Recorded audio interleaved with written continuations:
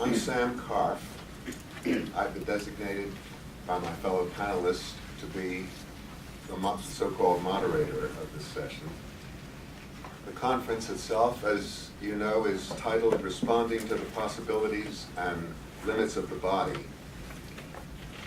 Our panel is based on the premise that our human self-image, how we view ourselves, is significantly affected by how we feel about our bodies. The three of us have striven in our own ways to be healers of brokenness. The surgeon among us will speak of healing a self-image by altering the condition of the human body. The psychiatrist will speak of transforming a self-image by addressing deficiencies in one's attachment to primary persons in one's life. The rabbi will address a crisis of meaning triggered by physical brokenness that cannot be repaired medically. As will become evident, each of us has been concerned with issues of spirituality and health. So let me now make brief introductions in the order in which we will be speaking, so that we can follow each other without interruption in order to salvage additional time for the discussion period. John Graham practiced plastic surgery for 20 years. In 1990, he enrolled in seminary to become an Episcopal priest. After honorably serving congregations in Austin and Houston, Dr. Graham became and remains the president and CEO of the Institute for Spirituality and Health at the Texas Medical Center.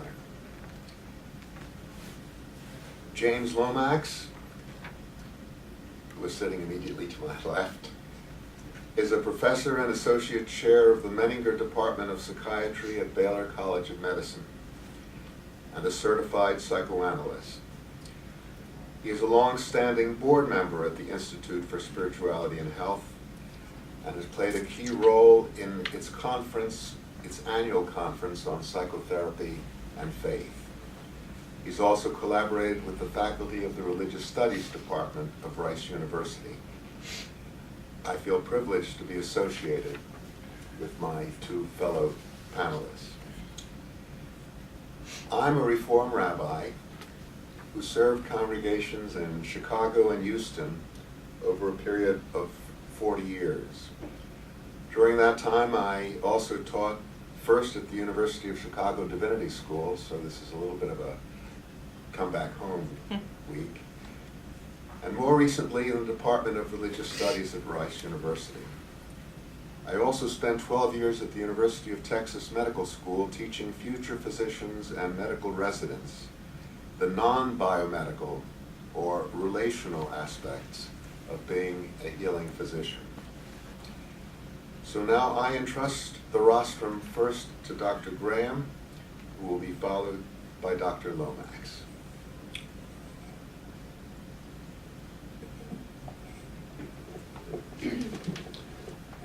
I want to welcome all of you here. It's real special to have this opportunity to speak to so many on what I think is an important issue. Several years ago, we did a survey of the physicians in the Harris County Medical Society, and I want to read what one of the persons, we left them a little box where they could write whatever they wanted to say. I'm going to read what one of them wrote to us, when we did the survey.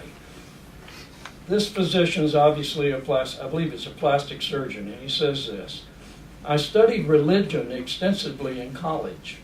My comfort with those issues allows me to respond to patient issues of spirituality when they, in capital letters, when they bring it up. It seems most appropriate with breast cancer patients as they face death and dying issues at the time of diagnosis. I do not see it involved in elective cosmetic surgery and interactions. Perhaps maybe he should be sitting here today, I don't know, but we'll talk about these kind of issues. First of all, I want to say that plastic surgery involves two major categories. First of all, reconstructive surgery, and then also cosmetic or aesthetic surgery, as it's often called. The word plastic surgery is derived from a Latin word, plastikos, which means emptiness, or to be empty. In other words, it doesn't mean that. Plastic surgery means to mold and to shape. That comes later on in my talk. It's talking about what we can mold and shape. So the substance we call plastic, we call it that because we can mold and shape it. And plastic surgery is where we mold and shape the tissues in a human body. In reconstructive surgery, we're doing it in order to return maybe a damaged body to the normal body. But in cosmetic surgery, we're taking what is normal in the beginning and trying to make it better or make it more aesthetically pleasing. An example of the reconstructive plastic surgery would be, say, taking the cartilage in the nose of a patient and reshaping it in order for them to be able to breathe better. That would be functionally improving the nose.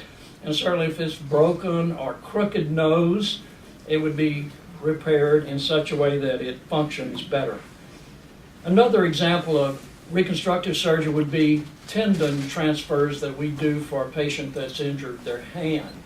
And also recently, in the last 10 years, microvascular free flaps. That's where we can move skin, muscle, bone, and tissue anywhere we need it in the body, connecting it to a new artery and vein and a new site. Very, very dramatic surgery. Procedures that are cosmetic, of course, I think we all know, breast augmentation, we're familiar with liposuction and facelift, but also maybe tattoo removal might be included in that category. A hump removal from a nose that does not improve function would be considered cosmetic surgery. The conditions that cause a patient to come to a plastic surgeon can have a profound effect upon their body image. That may in fact be why they're there. And this being true, the surgeon who operates on these patients is challenged really to repair not only the patient's features or bodily function areas, but is also asked to improve or touch upon that area we call body image, which we may be speaking to in all three of our talks. And this is complicated by the fact that the patient's expectations and perception of their own body image may be distorted.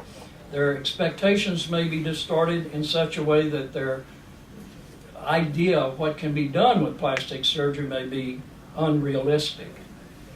Plastic surgery is probably the most ancient of surgery. I don't know if you know that. You may have never heard it. It really began with the repair of amputated body parts. For example, we have on record as early as 600 BC, we have on record in India, the punishment for infidelity was to lop off a person's nose. That's where we get the phrase that his sin is as obvious as the nose on his face. And in fact, in India and areas where this was done, if you saw somebody without a nose, you immediately assumed that they must have been practicing infidelity in their life. That wasn't always the case, however, because certainly a soldier in battle may lose his nose in battle, so there might be other reasons that be misunderstood. And clearly it would be devastating both psychologically and emotionally to have one's nose removed or to lose it in injury. The reality became real clear to me with a patient that came to me, a young man. And what had happened is this young man was depressed, severely suicidal, placed a shotgun in his mouth, assuming he would blow out his brains. However, as so often happens, in reaching for the trigger, he dropped his head back, and the result was the blast removed his nose, many of the features of his face, and he was blinded, which is so common. So in other words, what was a bad problem was turned and made all the much worse. Although he could not see his deformity in the mirror because he was blind, he still was made aware of his deformity every time he went out in the public. Children would cry hysterically, and he would in fact hear adults express their horror as he passed them. He wanted me to rebuild his nose so he could attend church, and so he could walk in the mall and not have people be distressed by his appearance. Before I agreed to operate, though, I had to think about and ask a number of questions with him to ensure, in my mind, that he wasn't going to commit suicide after I had completed the procedure, reconstructive procedure. That has happened in other cases. I wanted to try to discern that. He told me he was no longer depressed because he had become a Christian. And he said that he realized that it would have been contrary to God's will for him to commit suicide, so he would not do that, he said. And he didn't seem to be depressed at all. He seemed very excited about having this reconstructive surgery. He said he simply wanted to look his best in order to go to church and to be able to get out in the public. Interestingly, perhaps the procedure I used is the same one that would have been used in India way before the time of Christ. It's a procedure called the Indian flap, where skin is taken from the forehead and rotated down over the nose and then left there for a few weeks, and then the tissue is cut and you have a tissue in the nose to fashion and shape to form a new nose. I did that same exact procedure. It's been done for, I guess, thousands of years, except we also used a tissue expander in the forehead and was able to stretch the skin of the forehead. So when I did move the tissue down, his forehead remained and appeared normal, as well as the new nose that had been created. He would wear a pair of sunglasses and a baseball cap. He was a baseball fan. He wore a baseball cap and a pair of sunglasses, and he could walk in the mall and go to church and not have children scream. He was probably my happiest patient, and yet he never saw my good work. I resented that. No, I didn't. I believe that's a good case to begin with to talk about plastic surgery, because we think of all the cosmetic things today. We don't think about the reconstructive, and yet the reconstructive is a big part of what we do. Certainly most people think of the breast augmentation, they think of tummy tucks and liposuction, but the field is really a tremendous field involving reconstructive surgery. In 1977, John Converse in New York City, one of the big plastic surgeons there at NYU, introduced a 7-volume book, 7 volumes listing all of the reconstructive plastic surgeries, and in fact that was the title, Reconstructive Plastic Surgery. No mention of cosmetic. Took 7 volumes just to cover all of the procedures. Everything from cleft lip to cleft palate deformities to craniofacial deformities such as Treacher-Collins syndrome, breast reconstruction after cancer. So it's a tremendous area. And recently, at least in the time that I was training in Norfolk in plastic surgery, we began to be trained in microsurgery. We learned how to replant amputated parts like fingers and thumbs and arms, and we learned also how to move blocks of tissue from any part of the body that we needed it, and that included muscles, included nerves, included bone if we needed it, or skin. We could move those blocks of tissue. So it was a tremendously exciting time. I felt like I was in the middle of the Renaissance, because we would think of a new procedure and then create a solution for it with plastic and reconstructive surgery and then do it. It was very wonderful. One of the most exciting things for me was to have the opportunity at one point in my life as a plastic surgeon to replant a totally amputated arm of a 4-year-old boy. It was a very, very powerful time in my own life. Being a surgeon trained to do plastic and reconstructive surgery, particularly the reconstructive side, was always a privilege to me personally. To prepare the lip, a cleft lip of a baby born that way, and to know that that child would go through life feeling very normal, with a normal appearing upper lip, how wonderful. And certainly repairing that little boy's arm that had been amputated. And to know that he would grow up, and then to find out later on, he grew up to be an FBI agent, which meant he could pass the physical exam, wrestle people to the floor, and put handcuffs on them. I loved it, using both arms. When he was married, he would hold, those of you that may be in medicine would know, he held his marriage license like this while he was talking, which means he had proprioception in that, and he could feel without looking. He just held it gently. And people would ask me, because I was at this time a priest with a collar on me, they say, "What are you doing here?" And I said, "Well, I was, the surgeon that replanted little Robert's arm." And they said, "What arm?" What? No one knew it had grown with him and become a functional part. What a blessing that was for me personally. The point is that whenever the body is distorted or made non-functional by a congenital defect or by trauma, the patient's body image is distorted dramatically. And when when injury occurs later in life, that person can no longer maybe do the functions that they could do when they were much younger. So it affects, again, how they view themselves as being able and capable to accomplish things. And the request for reconstructive surgery to restore them to normalcy, and to do that, to be a part of that, is one of the most satisfying things that I ever did, and it certainly was a blessing to be able to meet people at their heartfelt needs. Well, what about cosmetic surgery? I mean, isn't cosmetic surgery just vanity surgery?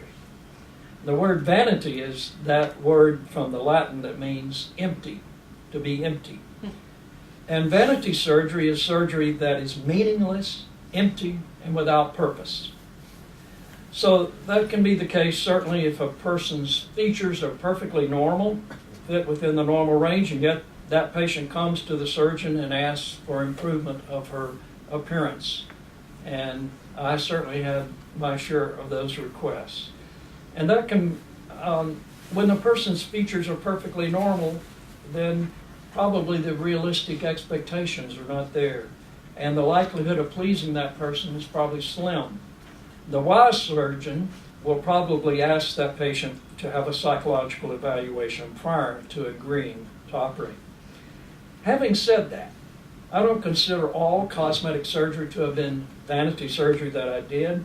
I once had an 80-year-old man who came to me. He was one of the pillars of our city, and he said, "I look dissipated, but I don't feel dissipated." And he certainly had he had an eyelid skin hanging over his eyelashes, and his face was sagging dramatically. He certainly looked dissipated, and I had to agree with that. I also had an 80-year-old woman who was a clogger. You may know what that is. She was part of a dance team, and she clogged with about 8 other people, and they went all over the city and everywhere clogging together. And what her concern was, the skin of her upper arm here flapped when she clogged, and she didn't want that to have. You might say that's certainly empty cosmetic surgery. I didn't feel that way. She was full of energy. She was 80 years old, full of energy, and wanted to continue clogging and didn't want people looking at this flapping skin. She was one of my happiest patients. There are certainly women also with little or almost no breast development. And their body image is not helped by countless photographs of full-breasted women in magazines. And there are many friends who've already had breast augmentation surgery. It's a relatively short operation and can help a woman feel comfortable with herself after her breasts are the size that are considered normal for the female body in our culture. And this brings up the motivation for surgery. Part of my training as a plastic surgeon involved patient selection. My mentor, Dr. Ralph Millard in Miami, often said this: God help the surgeon who operates on every patient who walks through the door. He certainly made us alert to the fact we should not do that. An important part of the first visit with the patient for me was to try to determine their motivations, and one thing I wanted to know was whether they were seeking primary gain from the surgery or secondary gain. Primary gain being whatever the operation was about. Secondary gain would be, of course, if they were looking for something to happen because they had had that surgery. And that certainly can be suspicious, say, for a woman who comes in for a breast augmentation, and in the conversation you learn that she's having marital problems. Plastic surgery can enlarge breasts, but it cannot solve marital problems. And we were to determine that, and often that was the line of questioning that I would ask. What about surgical failures? Certainly there are complications in plastic surgery, as is any, and thankfully they were not that often. The surgical techniques that we used in the operating room were very successful in a high percentage of patients.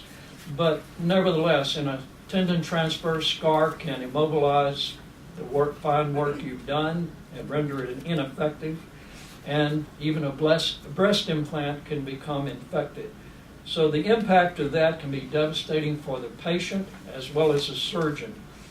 The reaction of the patient is interesting. Sometimes I have had patients after a complication simply be fatalistic and say, nothing ever works for me. Or they might become angry and threaten a suit. Fortunately, in all the years I practiced, I was not sued. But even without the threat of being sued, the doctor can grieve and do whatever and try to do whatever can be done to rectify the situation. Certainly you can go back the second operation, but still there are cases where even with the second or third operation, you cannot reverse what is a failed procedure. That is very devastating, and I would say that's probably the greatest impact for a surgeon. I want to tell you one little brief case, and that was I had a little I believe she was 18-month-old child that somehow got her hand under a lawnmower and lost 3 fingers. I was able to use microsurgical techniques and get the blood flowing in those 3 fingers. I was so happy, thought I was wonderful. Next day I lost this finger, turned blue, and had to remove it. Next day the second finger turned blue and I had to remove it. Third day, the third finger. I lost all 3 fingers. To this day, and I probably right now will be getting a shudder when I think about that little baby going through life without those 3 fingers. She may be doing better than I am about it, but it really devastates the surgeon when you can't achieve it. Fortunately, most of what we do is balanced, and where there are problems, they're balanced by the great successes, and I want to tell you one little last case in closing. When I was once I was in the called to the emergency room. A little boy had his face blown apart by a shotgun blast. He was 4 years old. As we readied him and started heading up to the operating room, his mother comes and grabs my hands and says she doesn't say, she prays out loud, "Oh God, take this man's hands and help my little boy to survive." We went up the operating room and moved flaps around. I had an oral surgeon help me. We repaired the jaw bone, and all of that went well. In the months that went by afterwards, I would have to do further surgery so that his mouth would open effectively and would cause a scar tissue contracture. And this went on for about 5 or 6 years. Got to know that little boy real well as he grew up. Then I left to go to seminary to be an Episcopal priest. After I finished seminary and returned back, another 6 years had gone by, probably 10 to 12 years since I'd seen the young man. One day I was doing a I was doing a service in church in a small chapel, and at the end of that service, there was a row of people sitting there after everyone else had left. I went over to the row, and this young man stands up, turns around, sticks out his hand, and he says, "Do you know who I am?" I said, "I sure do, Chad Hammett, but I cannot believe you look so good." This was the little boy whose face was blown off, his tongue hanging out, and I could not, truly. He had a scar, of course, where the flap was, but he looked so good and so handsome. And he said, "Dr. Graham, I've been waiting till this day to come to see you." And he said, "I wanted you to see this." And what he had showed me was a letter of acceptance to medical school. And he said, "Every day you came by to see me in the hospital, you prayed with me." And I didn't recall having done that exactly, but that's his perception of things. And he said, "I always wanted to be a doctor because of you." Well, by now we were all weeping. And that young man is now graduated from medical school. He is now an anesthesiologist in Dallas, and we hear from him periodically. What a blessing that has been. I want to just say that changing a person's body image through plastic and reconstructive surgery is both challenging and rewarding. It can be a great blessing so that an individual born with some defect, congenital defect, and then you can affect with that surgery the rest of their life. It's an honor to be a plastic surgeon. I believe a gift from God to be able to do it. And for some 20 years I had that opportunity to restore people's lives and hopefully their body image to that was normal. Thank you.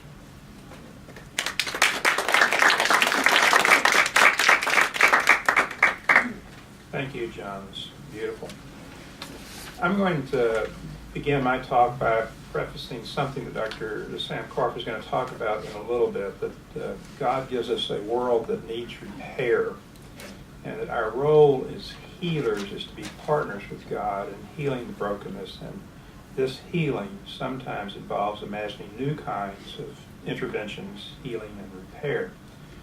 Dr. Graham's history about the surgery, the development of plastic surgery certainly captures that, and the way he tells the story is an example of how a sense of calling towards a sacred vocation in medicine can find enormous gratification in doing this type of work.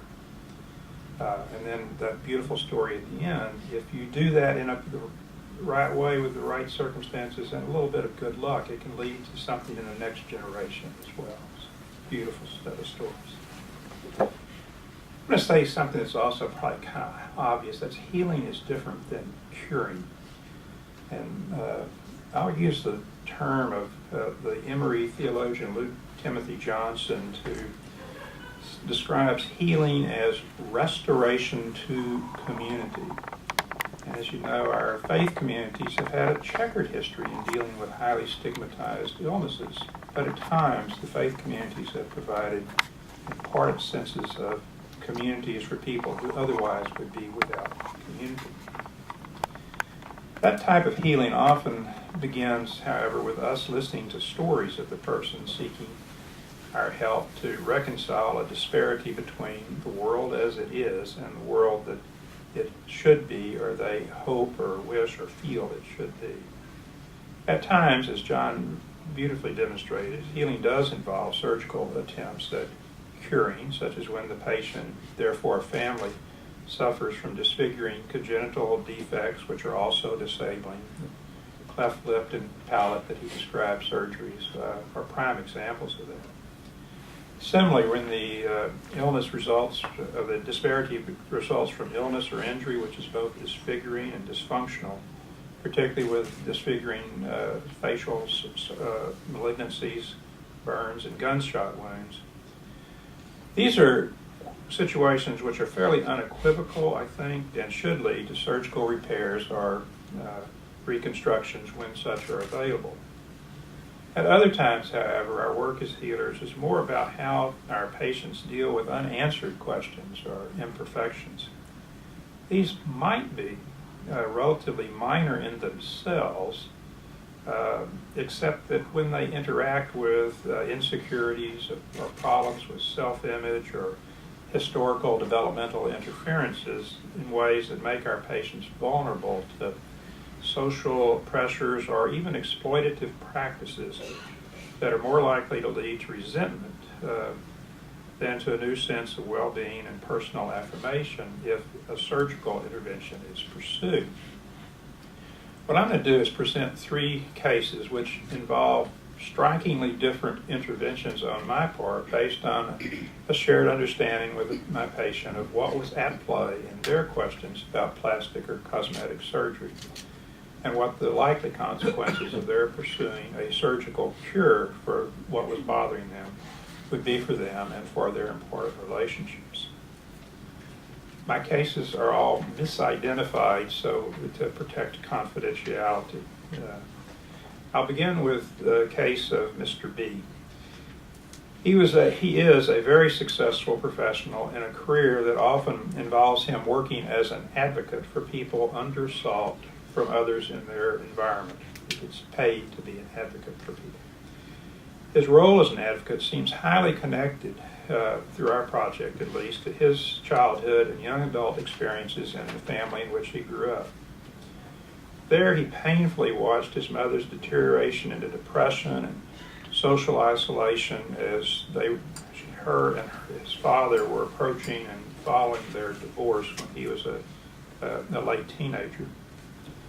His father was a professional and a very capable person, but seemed to have significant difficulties to understanding that the depression his mother suffered from was in fact an illness. His father was not terribly sympathetic to his mother's indirect but really desperate pleas for help and to be rescued from her plight. Mr. B, my patient, maintained active and involved relationships with both of his parents, but like many children in the midst of a situation like this, had great doubt about what he could have or should have done differently to prevent his parents' marriage from dissolving. This type of self-blame is common in many children who experience divorce. It tends to be more common in younger children, but that doesn't stop just because you get a few years older. It's a big deal for other children as well.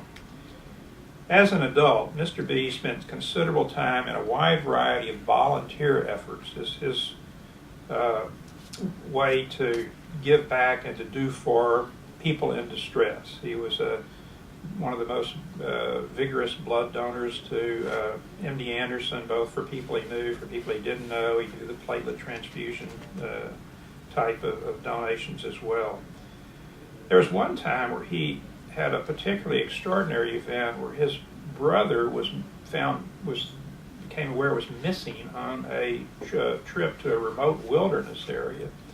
Without much preparation for it, he flew to the area and got to be part of a rescue team that resulted in the almost miraculous finding of his brother in very dangerous circumstances.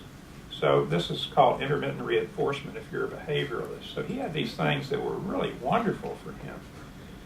That rescue would have probably, if it hadn't happened, would have resulted in his brother's death if he hadn't pursued this with extraordinary zeal and effort.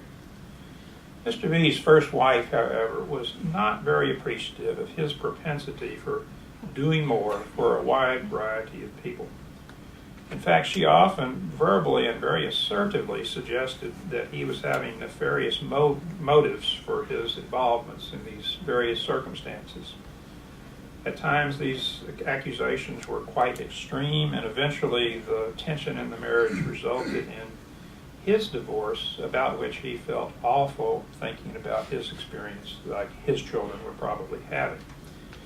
When he first came to see me, that was a big part of what we were doing, and he has been an incredible father in this particular circumstances. Subsequently, he would pick a variety of different potential subsequent life partners. They were varied, but shared a type of woundedness that he and I began to characterize as what he called his attraction for stray cats. He eventually, however, found progressively a little more healthy person who seemed more promising, at least from what he was telling me about. Eventually, however, I became aware that he was leaving out what he later referred to as a significant detail. This potential partner was quite preoccupied with her own physical appearance and had decided that Mr. B's smile was imperfect because of the alignment of his teeth. She had a friend who, in another state, who was a subspecialist in cosmetic dentistry. She arranged for an appointment for Mr. B with this professional.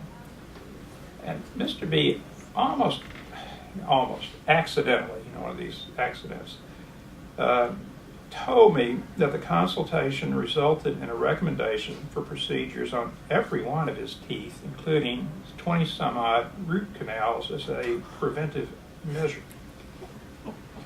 This cosmetic dentistry was going to result in a total expenditure of a little over $100,000 plus frequent trips to this other state.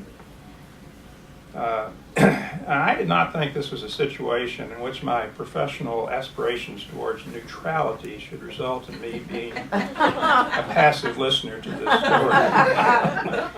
So I began to rather pointedly ask how much resentment this surgery was going to cost in order to help his partner feel better about herself through a more perfect him. I also suggested, I guess that's in a quote, that he have a consultation with some local dental experts before undertaking these procedures. Now, I have to admit, I was a bit relieved when his dentist supported my hesitation about all this. She also found out more information about this practitioner, which suggested not only questionable ethics and motivations, but some financial shenanigans as well. So as we were discussing these things, he stopped his planned trip and he told me a few other things that he had decided to tolerate without complaint or report. So eventually he not only declined the procedure, but also left what was yet another overdetermined relationship. Activities and involvements that was highly influenced by his childhood anxiety about a loving but anxious mother and his adult penchant for finding women in distress to rescue.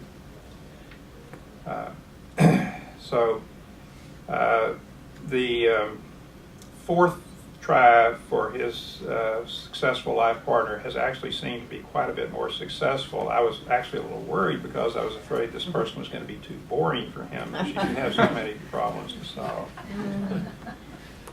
The second patient is Dr. A, whose work I've reported in other contexts, the Sacred Moments in Psychotherapy article about that part of our work. Dr. A was a medical intensivist and, like Mr. B, had a profound sense of mission for her work. She was a real advocate for her patients. Now, her developmental history was characterized by a series of traumatic and at times really bizarre self-object failures, the inability to affirm or mirror on the part of both her parents. Time after time, she would approach them for discussions about an idea, a thought, or a feeling. Can I be your princess? And she would not only be dismissed, but also rebuffed and told that her ideas were foolish or inappropriate. Her struggles were magnified by the seemingly incomprehensible admiration of both her parents, but especially her mother, for a severely troubled and behaviorally volatile brother with a long history of problems, first in the school system and then later criminal acts and substance abuse as a young adult. Those criminal acts did include stealing from the family, but my patient's mother somehow treasured this young man and frequently made negative comparisons between him and my patient, the successful young physician in a critical care specialty.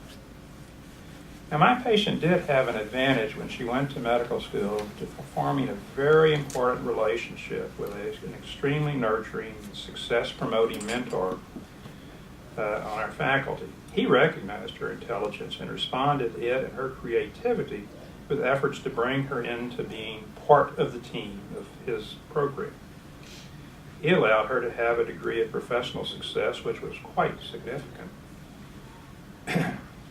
Initially, however, she had attempted to make up for her poor self-esteem and insecurities with a series of attachments to successful, in at least some definitions of that, but highly problematic males who repetitively exploited and abandoned her desperate wishes for affirmation by approximation. Our work involved us revisiting the kind of critical periods of development, not only in our relationship, but somehow she went back to a guy she had met long before she knew me, who she had described as a nice but boring man. She eventually realized that this suitor was a good, but also more important, worthy partner for her life. You could say that I helped her to tolerate boredom by my personality, but I think it was a little bit more than that. Even in the context of this relationship, however, this new guy who she was eventually winds up marrying, She was preoccupied with what she described as her double chin and a too flat nose, which she often thought of as needing repairing, fixing. With Dr. A, who was in analysis with me for a while, we were able to talk about this fairly directly as her lingering and very vulnerable self-image. We wondered about the return on investment of cosmetic surgery to repair a problem that was difficult for external observers to see and certainly did not detract from her beauty in the eyes and mind of her eventual husband. So in this situation, I thought the psychodynamic factors were fairly clear, that she had this fundamental vulnerability. But the anticipated plastic surgery was not extensive and was easily within her financial means. Now, up to this point, she's not actually initiated the plastic surgery she's thought about. But what we've noticed in our project together is that these questions about her unattractiveness come at times when various life stressors lead her to feel unappreciated and unloved.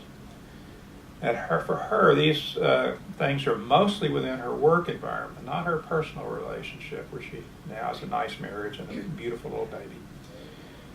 But she is a member of an academic practice group, which is highly competitive and less supportive than ideal, sometimes humane.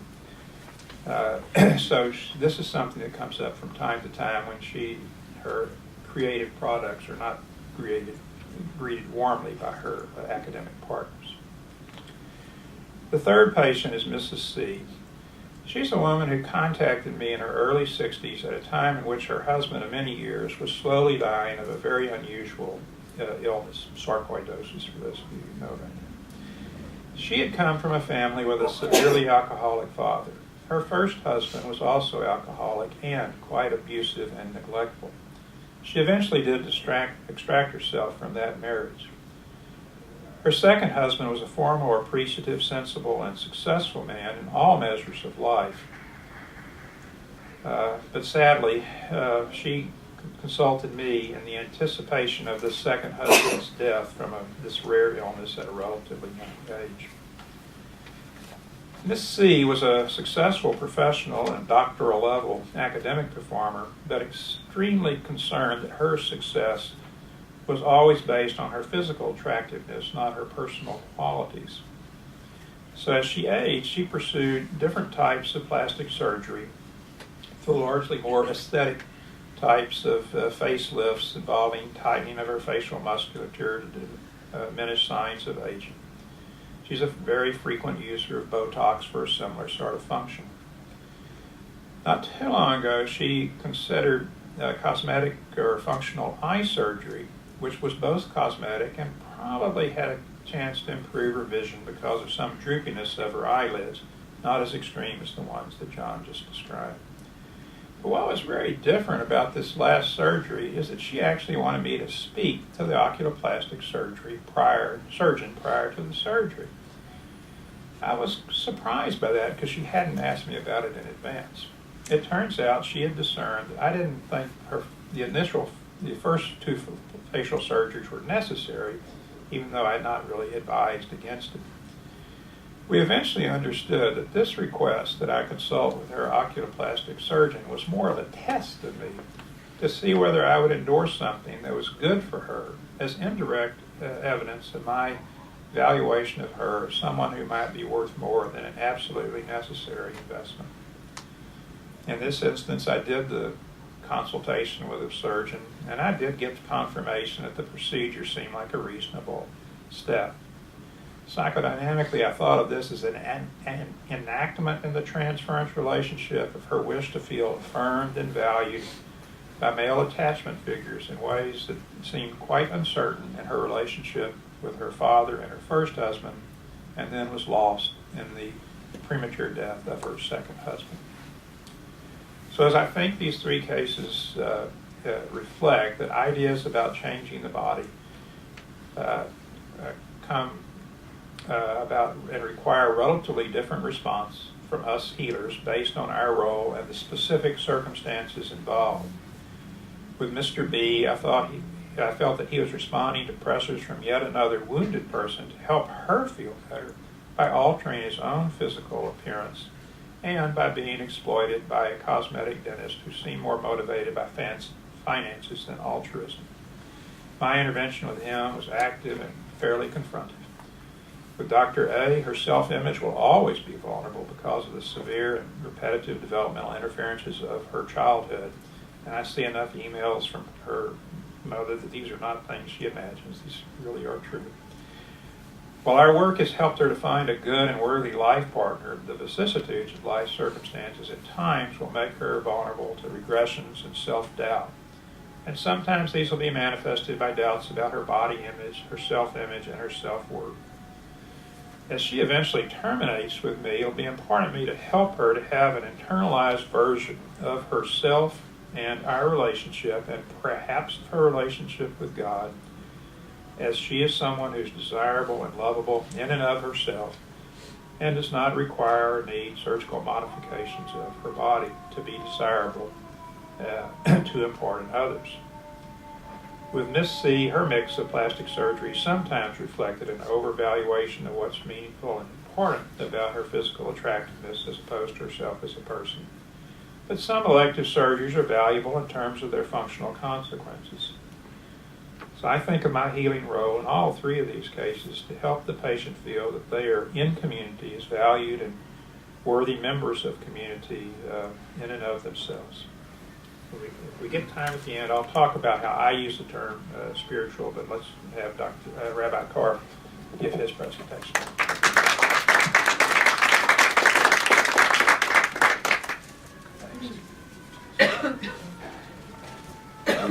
I know you share my appreciation of the previous two speakers, my co-panelists. Each morning, I recite the Hebrew equivalent of this ancient rabbinic prayer.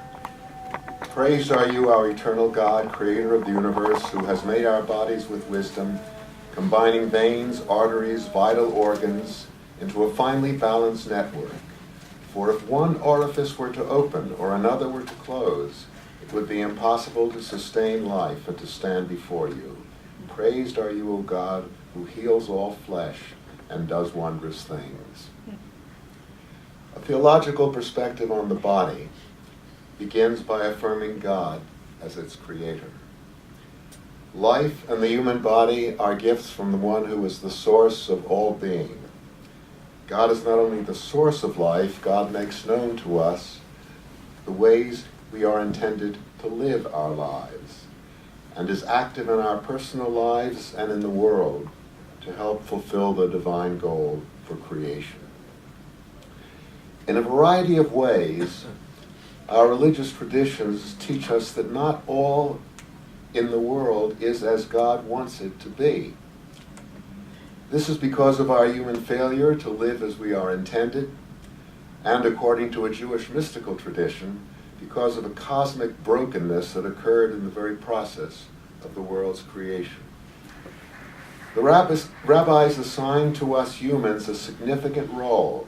One rabbi speaks of us as shutafim shel HaKadosh Baruch Hu, partners with God, to repair the brokenness in that tiny corner of God's world entrusted to our care.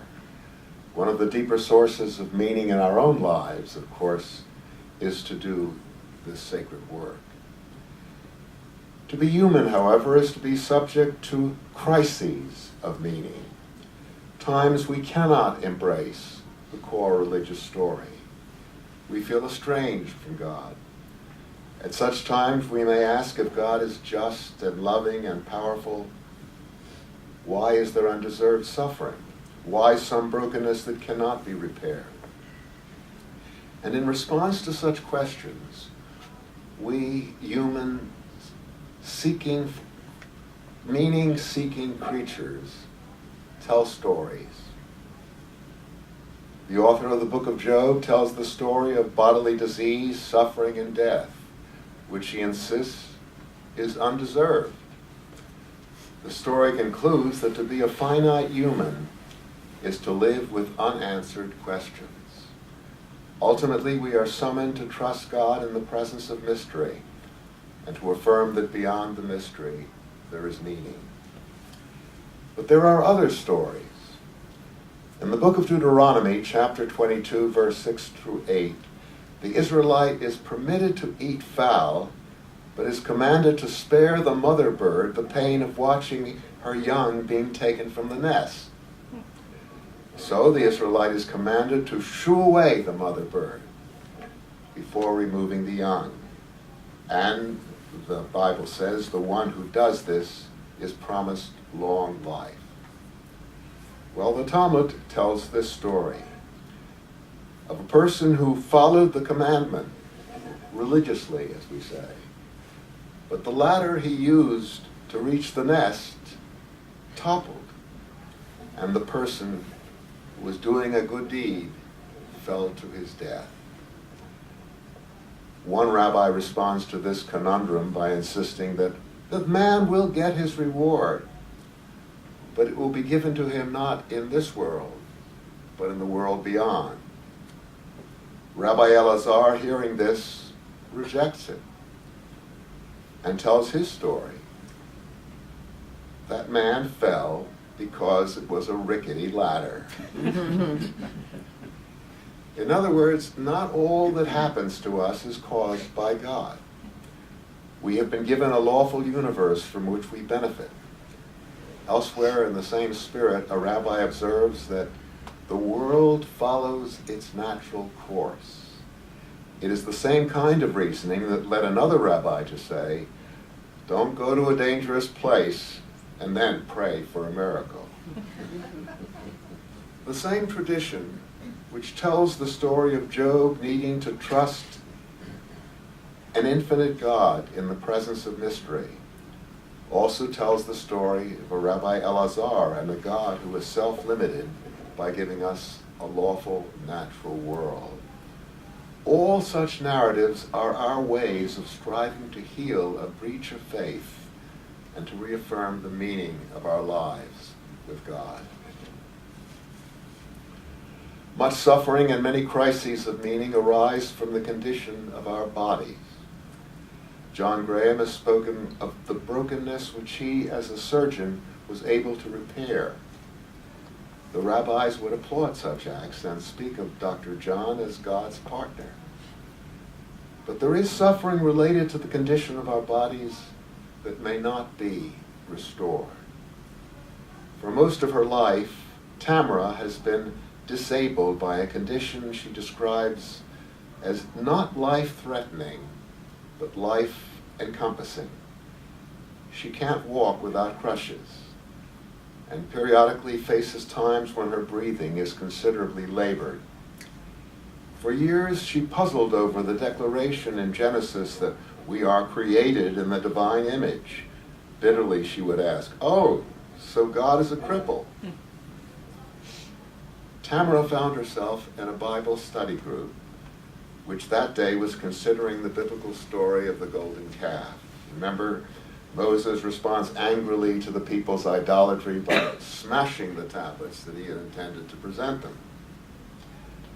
But several chapters later, Moses reascends the mountain to receive a new set of tablets to be placed in the Holy Ark. Well, Tamara heard all this, and she asked the rabbi who taught the class, so what happened to those broken tablets? As if on cue, the rabbi cited a classic rabbinic story in which God commands Moses to place the broken fragments in the ark which contained the unbroken ones. The broken ones were to be cherished as much as those which were not broken. Through that story, her Judaism enabled Tamara to feel cherished and validated. The story spoke to her. It may not speak to everyone. That rabbinic story restored the breach in her covenantal relationship. Life events that radically transform our bodies, especially in a short period of time, suddenly, may shake our very will to live.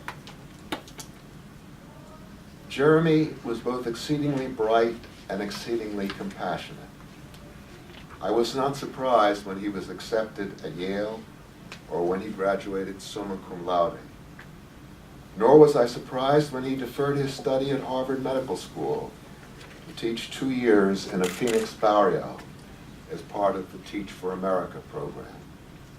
During those 2 years, Jeremy bonded with a 14-year-old at-risk student named Victor and got permission to take Victor and his younger brother on a trek through the Grand Canyon for about a week.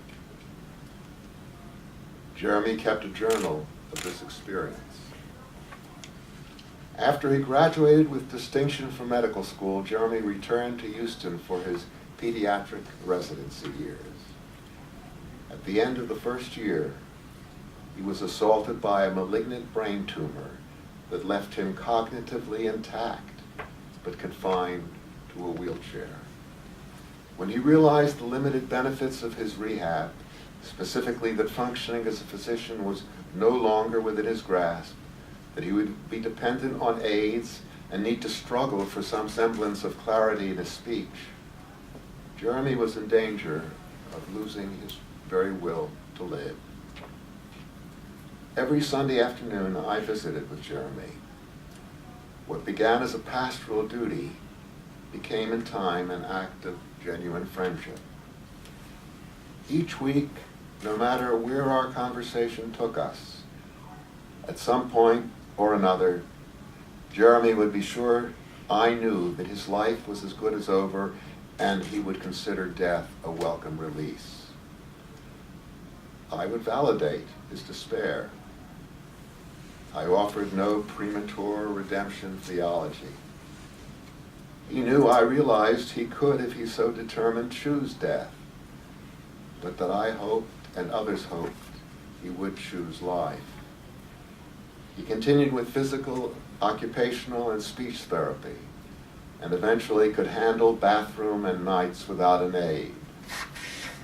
While he lost his capacity to write longhand, he could tap on the keyboard of a computer, and at my urging, he worked diligently to transform his Grand Canyon journal into a book. After 4 or 5 months, he began to focus less on what he had lost and more on the capacities he retained.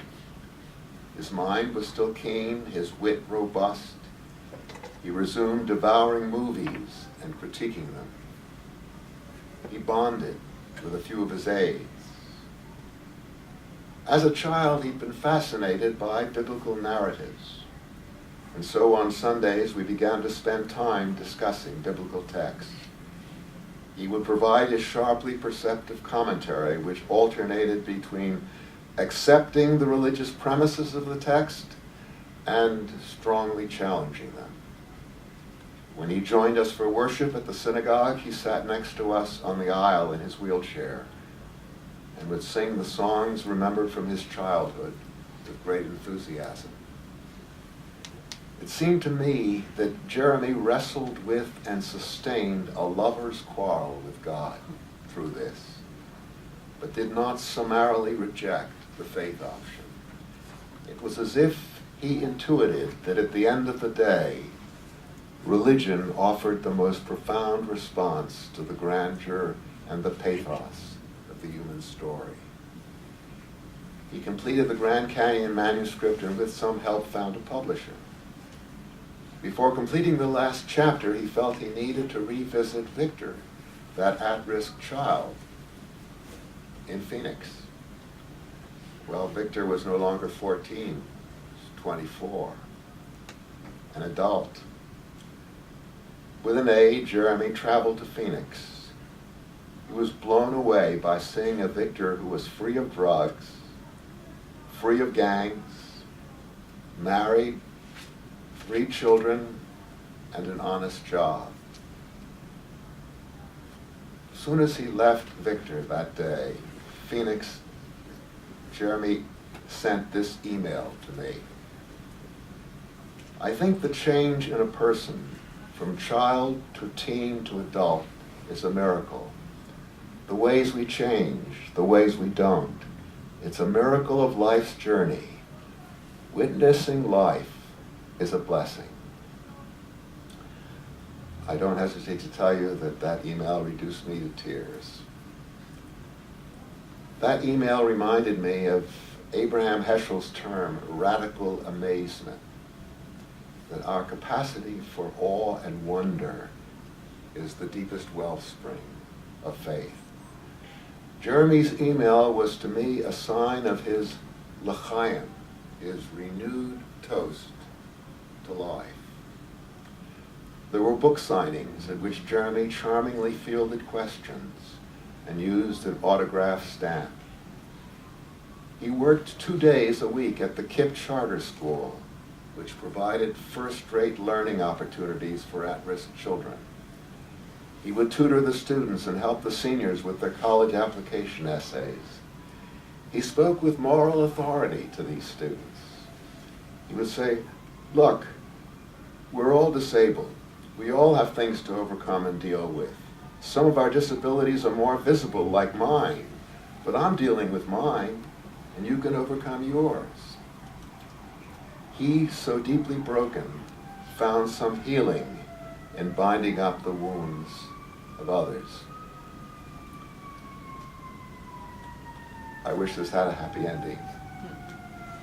Some 8 years after his fateful brain injury, Jeremy fell one night and never fully recovered. Those 8 years were difficult, but they were punctuated by significant intervals of meaning for him and for me. In our bond, I found a son I never had. In his death at age 37, I lost a dear friend.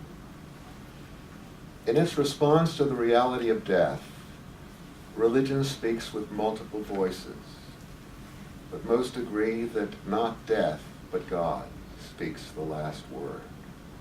And so the psalmist begins with the question, where can I escape from your spirit? Where can I flee from your presence? If I ascend to heaven, you are there. If I descend to Sheol, you are there too. And the psalmist concludes, if I say, surely the darkness shall envelop me, and the light about me shall be night. Even the darkness is not too dark for you, but the night shines as the day. The darkness is even as the light.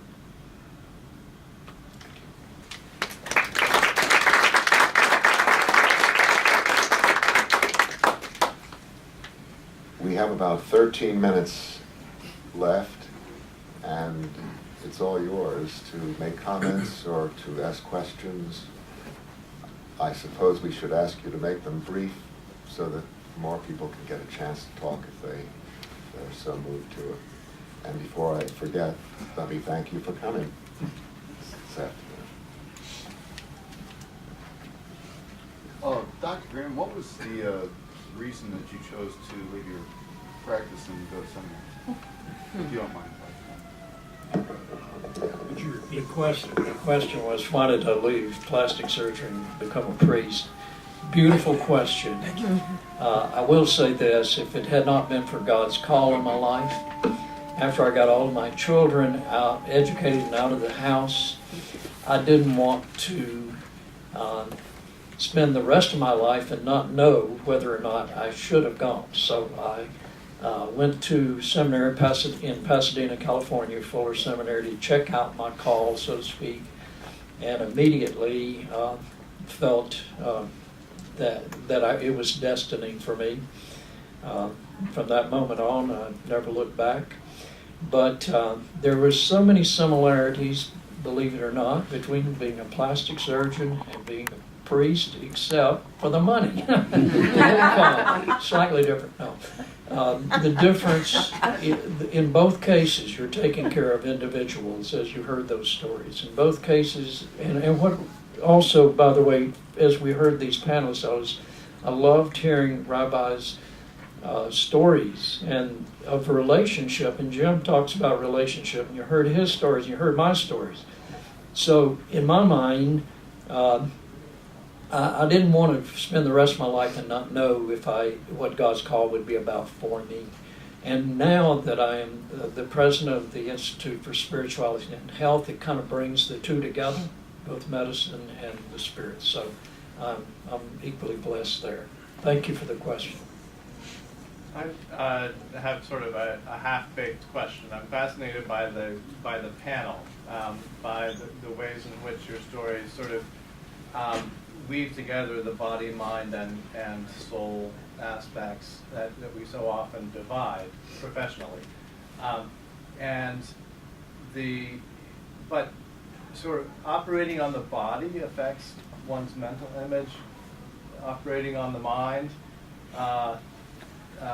shifts, and we get this sense that the body is constructed socially, culturally. You talked about images of body that are unrealistic, that are presented by our culture, and the normal shifts from time to time. And you talked about the relationality, the others' views of our smiles, or need for us to change our body, or our inability to see our body through others' eyes. And then people who have dysfunctional, abnormal bodies who reclaim life in different ways. I wonder if you can speak to the ways in which your work crosses those, or unites the body, mind, and soul.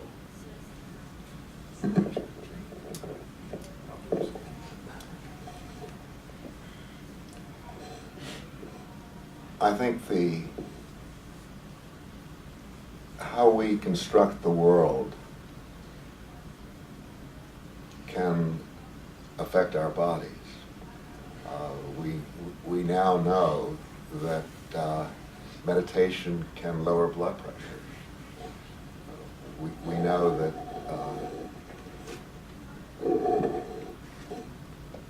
there are all kinds of mental images that can change our whole sense of self and how we feel about ourselves and the world. And actually, I believe that from a religious perspective, that the religious stories that I tell are rooted in my ultimate narrative, which is living in the presence of God, a God who is the source of my being, who teaches the way I'm intended to live, and who is active in God's way to help fulfill God's dream for creation. I think each of these gentlemen is as much involved in that work of healing, which is our sacred vocation for all of us in life. And I do believe that any honorable job can be a sacred vocation. I once got a ride to the airport in a limo that someone had provided for me, and a limo driver confronted me unasked. You think I'm a limo driver? I actually deal in traveling grace. And of course, I was waiting for the other shoe to drop. I was waiting for him to explain it. And he says, you know, when people enter this car, I size them up. Do they want me to be quiet? Do they want me to talk? Some really want to tell me their story, even though they've never met me before. And I listen.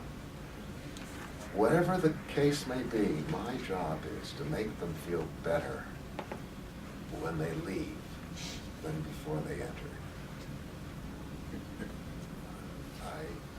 I used to, years ago, go to a person who took a PSA test, took my blood for a PSA test.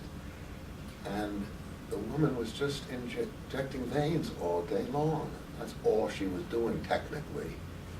But no, she didn't see it that way. She was sensitive to the anxiety that people who are being tested for potentially life-threatening illnesses feel. And she saw it as her mission to be comforting and to make them feel less tense and less anxious. For her, that work was a sacred vocation. So I'm convinced that something like an accountant that we all have ways of healing in two ways.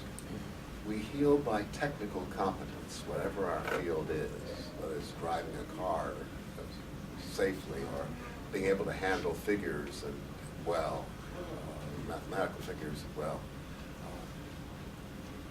But there's also that relational aspect of the job. My accountant knows my family, cares about my family, asks about my family, and his work is more meaningful to him because he does these other things.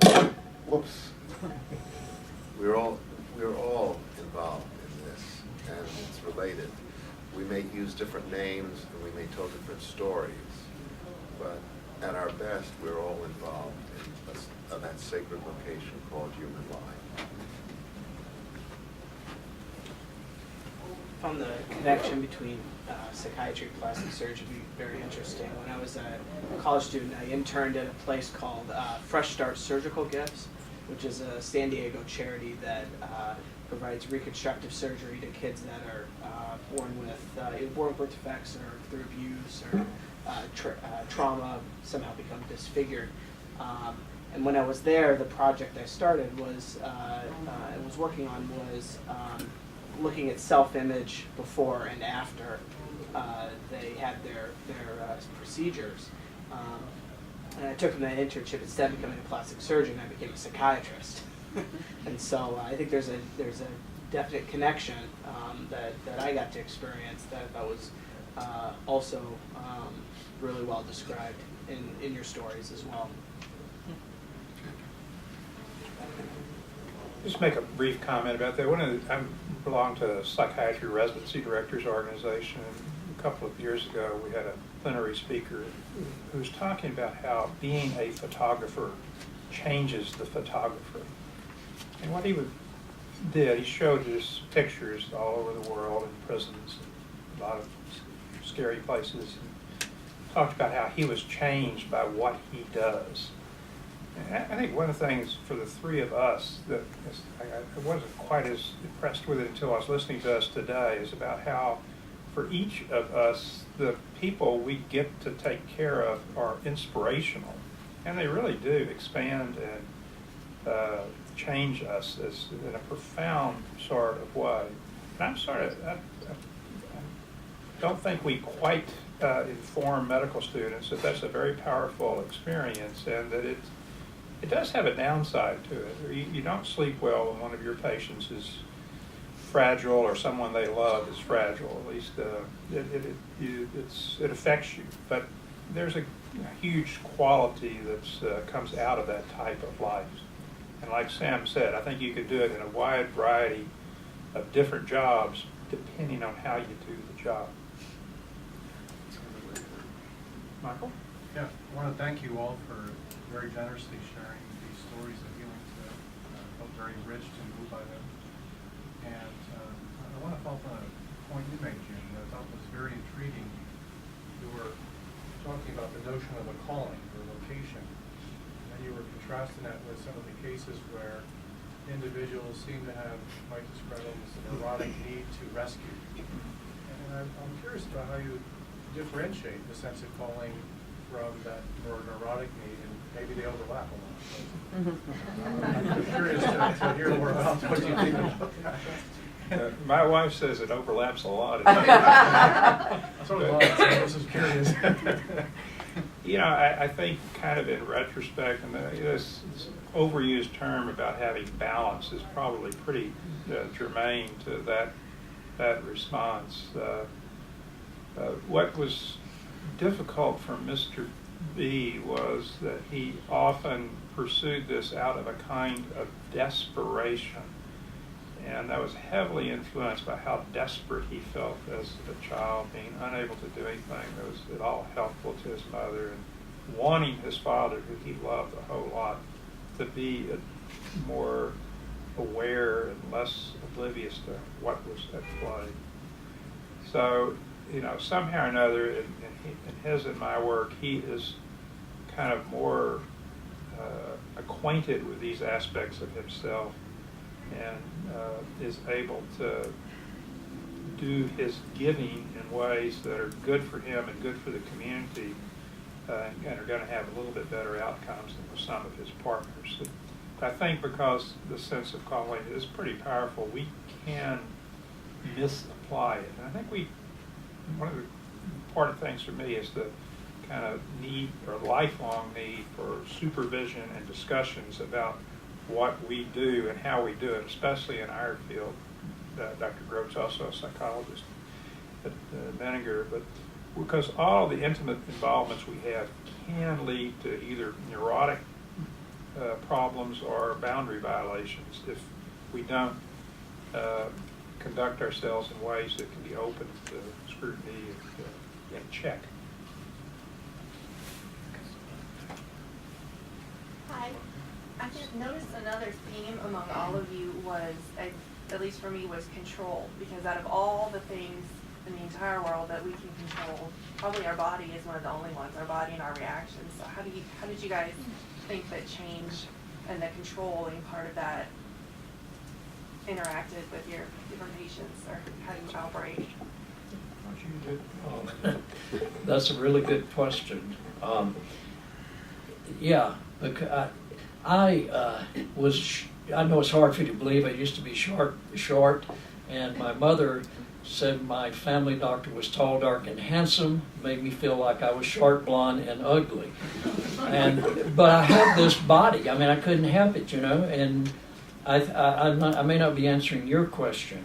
I'm even I may have turned it into mine, but I think the body that we're given with, sometimes it's hard to say, thank you, God, for this body. If it categorizes you in a certain way, or you get labeled in a certain way, you don't get selected for the baseball team because you're so short, or a football team, or you can't do this and that.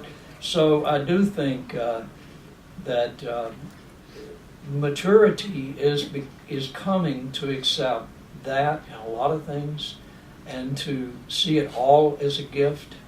And it really is a maturing step for us to move into that place that we can even accept our frailties, not just in physical shape or height, but maybe in some cases not having as much in the way of mental faculties that we'd like, or living with an emotional issue or a mental issue because of the family we grew up with.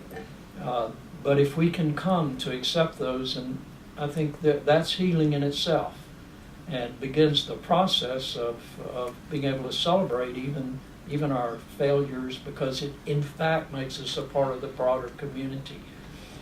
The biggest problem, I think, is we think we're the only ones that have this problem. One of the beautiful things about a small group, you bring people together in a small group for a variety of different things. When you bring them in that small group, suddenly you realize, I'm not alone. I couldn't believe anyone else has suffered like this. So I find that to be extremely helpful in that process of being able to accept yourself and your failings and your weaknesses, and you don't have to be the world hero. I think that's our time, and we'll be maybe. We can hang around for a few minutes if you. One more question, sir. For Dr. Lomax, do you think the Dr. A's issue could be described as pathological altruism as a first thing? And then for the second thing, for the whole panel, to what extent, you talked about aesthetics and aesthetically pleasing and whatnot. To what extent do you think that aesthetic appreciation is subjective or culturally derived, and to what extent do you think it's subjective or biologically determined? And Dr. A and Mr. B both had a type of altruistic involvement which was sometimes problematic and caused problems, mostly for them. So is it pathological? Well, the manifestations of it, yes, but the basic urge and wishes, I think, were wonderful things that we had to help them express in ways that didn't complicate their life too much or get them exploited. So I may be hedging on the term here, but I would hate to call it pathological, because it was such a nice thing that made them wonderful citizens and people if it was expressed in ways that didn't also cause trouble. I think that ought to be enough for today. Thank you. Thank you We'll very much. we'll be here if you have any Oh, individual you're- questions. Thank you very much.